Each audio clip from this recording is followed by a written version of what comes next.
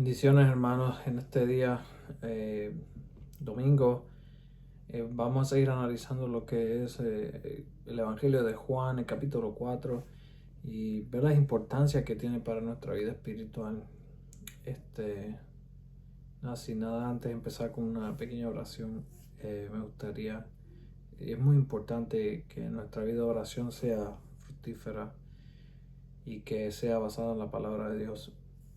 Bueno, amantísimo Señor, te pido en este día, Padre, que tú seas guiándonos en este estudio, Padre, y que pueda ser de edificación para aquellos hermanos, Señor, que estén creciendo, Padre, y que sea de confrontación para todos nosotros, Padre, y que podamos seguir creciendo. En el nombre de Jesús. Amén. Bien, cuando hemos estado hablando de la importancia de lo que es el Evangelio de Juan, de que Cristo es la luz del mundo, de que Cristo es Dios, ese es el principal tema de Juan. Y nada de esto tendría significado de lo que estamos haciendo si no ponemos esto en práctica. Y la manera es, la manera que debemos pensar es cómo podemos poner esto en práctica. Y si no hacemos ese ejercicio y vemos y analizamos nuestra vida, no estamos haciendo nada. Estamos solamente ganando conocimiento intelectual, pero realmente no estamos poniéndolo en práctica. Y, y eso no es lo que el Señor quiere para nuestras vidas. El Señor quiere que seamos conformados a la imagen de Él, a la imagen de su Hijo, para que podamos ser nosotros reflejo de esa luz que Él es, la luz del mundo. Y no podemos hacer nada aparte de Él. No podemos hacer nada si no es por Él.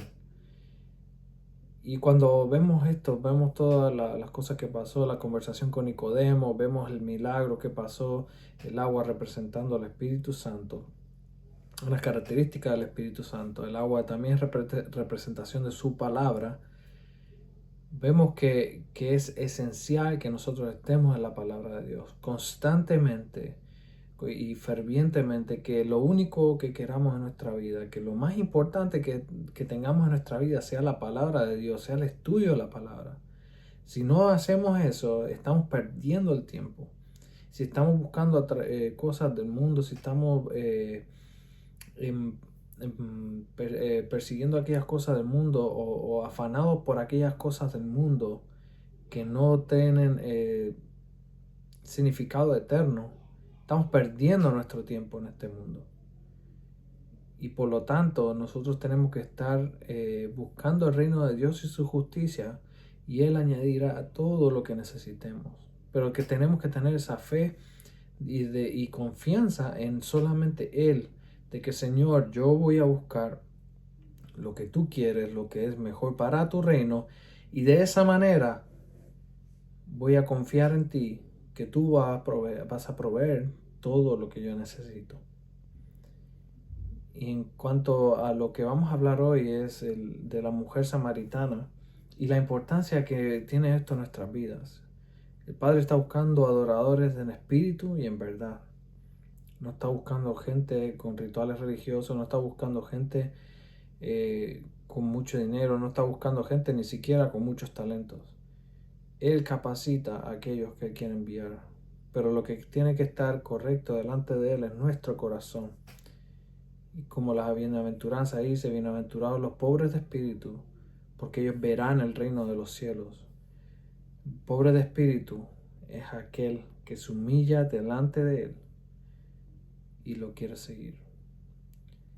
Podemos tener muchos errores en nuestras vidas, podemos tener muchos defectos en nuestra vida, pero si lo reconocemos a Él, reconocemos nuestra condición delante de Él, Él nos va a usar. Ya sea en menor escala o mayor escala, no importa lo que podamos, el producto de nuestra vida, el fruto de nuestra vida, que Él nos puede usar. Bien, el capítulo 4 de Juan empieza cuando pues el Señor entendió que los fariseos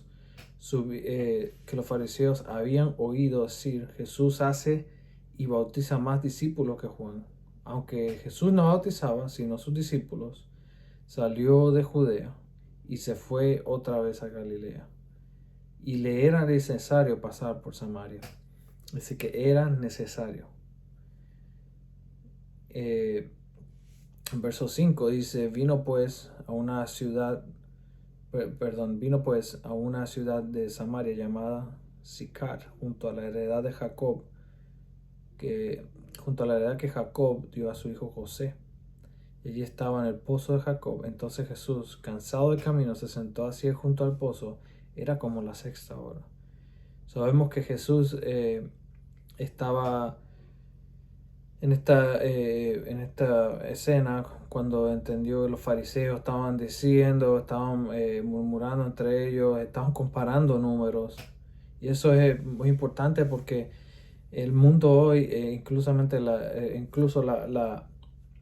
la institución religiosa, y entre ellas podemos incluir a algunas evangélicas, que siempre están comparando números, que si aquel bautiza más, que si aquel tiene más miembros, que si esto construyó esto, que si aquel construyó lo otro, pero realmente se pierden de lo que realmente es importante, que es el evangelio, que es la palabra de Dios.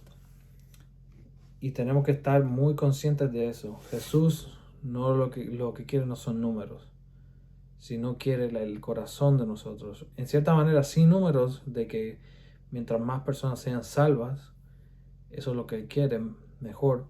Pero Él no está en busca de números por la simple razón de tener más, que eso es lo que el ser humano se pierde. Entonces, dentro de todo esto, y salió de Judea, o sea, del área de Judea, y se fue otra vez a Galilea, pero cuando si vemos un poco el mapa, los judíos en aquel tiempo, en vez de pasar por Samaria, por el área de Samaria, ellos lo rodeaban. Porque los samaritanos en el tiempo, antes de ese tiempo, habían sido exiliados por el reino del norte de Israel, que tuvo una guerra civil, se dividió, quedó Judá en el sur, el reino de Israel en el norte. Entonces, los asirios vinieron y agarraron a Israel, el reino del norte, y los exiliaron. Entonces los que estaban en el reino del norte se mezclaron con los asirios.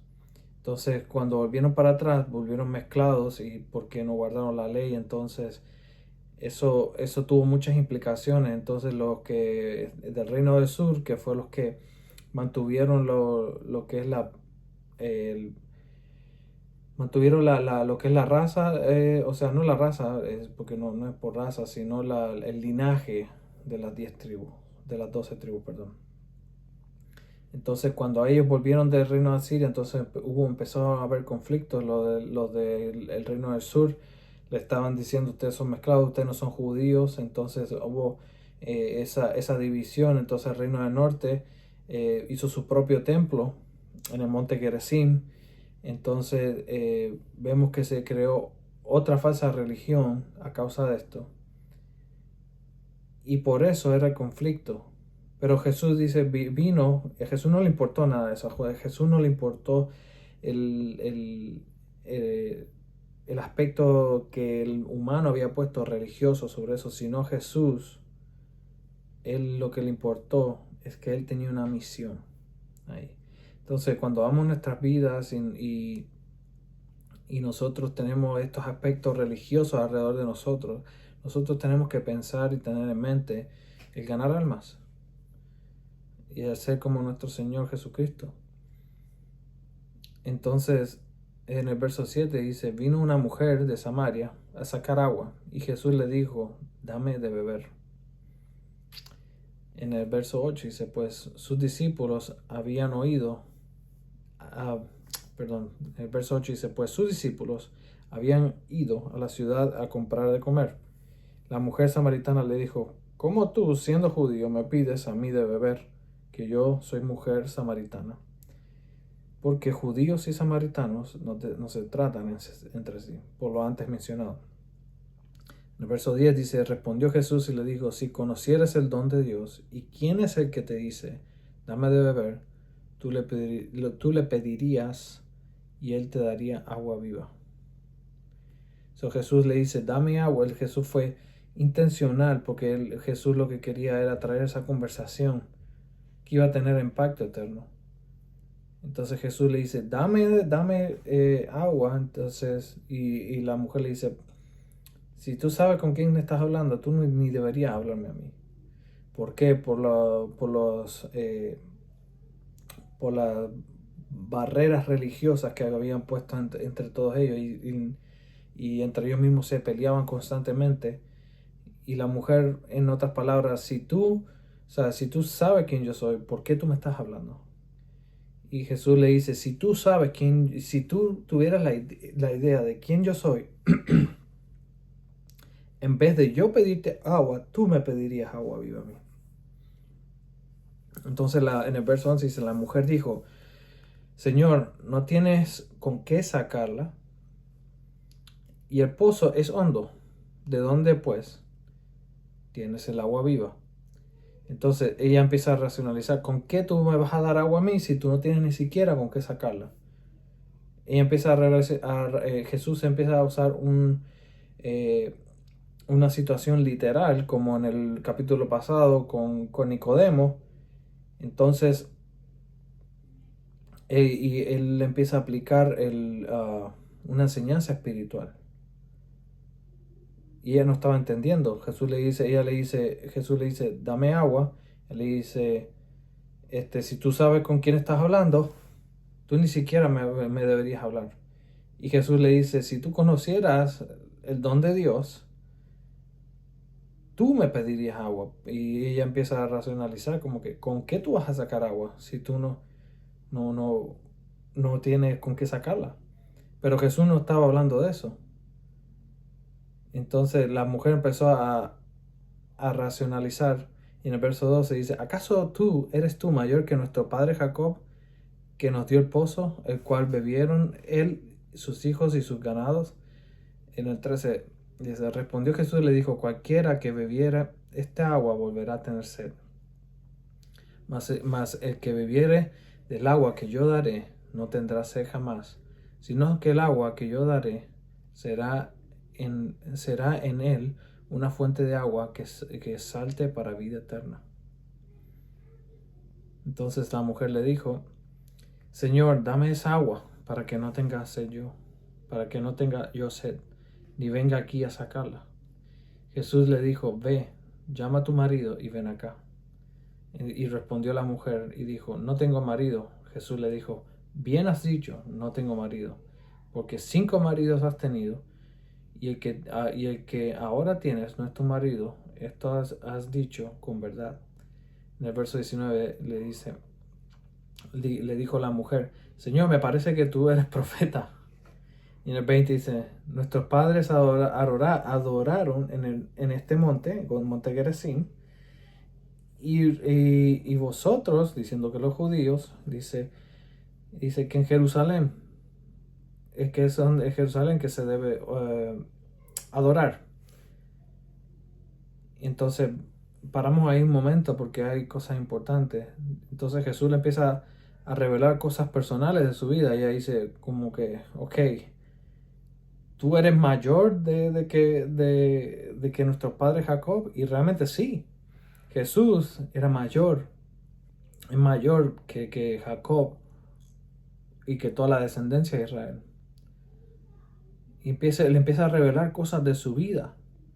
Y ella empieza, ok, me parece que tú eres profeta. Y ahora que si tú eres profeta, ¿dónde es que se adora de verdad? Porque tenemos esta discusión de que gente adora en el monte Gerizim, pero ustedes dicen que se adora allá en Jerusalén. ¿En dónde realmente se adora? Pero no tan solo se queda ahí, sino un poco antes viene y Jesús confronta su pecado. Cuando le dice, tú tienes 5 maridos y el que tienes ahora no es ni siquiera tu marido. Y es bien importante cuando nosotros estamos en evangelismo o en la misma iglesia, de confrontar el pecado de la manera que Jesús lo hizo. No desde un punto de juzgar, sino de un punto de como hermanos, querer edificar la iglesia. Y aquellos que no son creyentes, confrontar el pecado, pero de una manera de tratar de atraer a la persona no con una actitud de juzgar, sino con una actitud de que ellos tengan esa agua viva también. Y Jesús, o sea, entonces, volviendo para atrás, cuando Jesús le dice, la mujer le dice, ¿en dónde es que realmente se adora? Y Jesús le dice, créeme, en el verso 21, dice que la hora viene cuando ni en este monte, en Gerizim, ni en Jerusalén adoraréis al Padre. Vosotros adoráis lo que no sabéis. O sea, vosotros, en el verso 22, vosotros le dice, ustedes adoran lo que no saben. ¿Qué es lo que le está diciendo en otras palabras? Lo que ustedes adoran es falso. Y dicen, nosotros adoramos lo que sabemos. ¿Qué es lo que le está diciendo? La adoración viene de los judíos, porque la salvación viene de los judíos. El verso 22. Más el 23, más la hora viene y la hora es cuando los verdaderos adoradores adorarán al Padre en espíritu y en verdad, porque también el Padre, tales adoradores, busca que le adoren. Entonces, Jesús le dice, ok, le corrige la doctrina primeramente, su doctrina estaba mal. Dice, si ahora realmente la adoración viene de los judíos de Israel, o sea, del templo. Dice, pero te digo otra cosa más, ya no va a ser así. Y en otros textos decía, Jesús decía, este templo va a ser derribado y en 3 días va a ser edificado, refiriéndose a él mismo. Vemos eso en el pasaje más anteriores y ahora lo vemos, él es el templo. Entonces, y ya la adoración no va a ser por rituales, no va a ser por sacrificios, sino el sacrificio del corazón, pero va a ser la adoración que viene de espíritu y en verdad. Porque el Padre está buscando. ¿Qué es lo que quiere decir en espíritu, en verdad? Una adoración de relación basada en la verdad de las Escrituras, que es Jesucristo. El Padre no quiere una adoración que sea rituales meramente, no quiere una adoración que sea solamente litúrgica, sino quiere una adoración de relación. ¿Cuál es la importancia? Cuando uno, por ejemplo, cuando uno está enamorado, cuando uno quiere complacer a esa otra persona, uno hace lo que sea por complacerla. Y de la misma manera nosotros debemos complacer a nuestro Padre en el cielo. No porque debemos hacerlo por liturgia, sino por adoración, por complacerlo a Él, por vivir para Él. Y esa es la diferencia. Él busca esos adoradores. Él busca adoradores que den el todo por Él. Entonces Jesús lo que le está diciendo, esa es la adoración que es la que viene. Esa es la adoración, esa es la persona que están buscando al Padre. En 24 dice, Dios es espíritu y lo que le adoran en espíritu y en verdad es necesario que lo adoren. Le dijo la mujer, sé que ha de venir el Mesías, llamado el Cristo, el ungido. Cuando Él venga nos declarará todas las cosas. Jesús le dijo, yo soy el que habla contigo. En esto vinieron sus discípulos y se maravillaron de que hablara con la mujer. Sin embargo, ninguno dijo, ¿qué preguntas?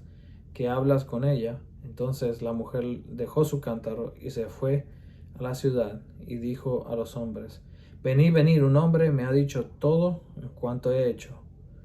¿No será este el Cristo? Entonces salieron de la ciudad y vinieron a él. Entre tanto los discípulos le rogaban diciendo, Rabí, come. Él les dijo, yo tengo una comida que comer que vosotros no sabéis. Entonces los discípulos decían unos a los otros, ¿le habrá traído alguien comida? Alguien que ellos estaban como que perdidos. ¿Alguien le habrá traído comida? No entendemos lo que le está diciendo. Pero Jesús le dijo, mi comida es que haga la voluntad del que me envió y que acabe en su obra. ¿No decís vosotros, aún falta 4 meses para que llegue la siega? He aquí os digo, alzad vuestros ojos y mirad en el campo, porque ya están blancos para la siega. El que siega recibe salario y recoge fruto para la vida eterna, mas el que siembra goce juntamente con la siega. Porque en esto es verdadero el dicho, uno es el que siembra y el otro es el que siega. Yo os he enviado a cegar lo que vosotros no labrasteis, y otros labraron, y vosotros habéis entrado en sus labores. Y muchos samaritanos de aquella ciudad creyeron en él por la palabra de la mujer, que había testimonio diciendo, me dijo todo lo que he hecho. Es muy importante. El Señor le dice, la voluntad es hacer, o sea, mi voluntad es hacer la voluntad del Padre. Mi comida, lo que yo deseo constantemente es hacer la voluntad del Padre. Y la pregunta es, nosotros tenemos ese deseo constantemente de hacer la voluntad del Padre. Que la voluntad del Padre es lo que nos consume, que su palabra es lo que nos consume dentro de nosotros. Que constantemente estamos buscando su palabra y el edificar su iglesia.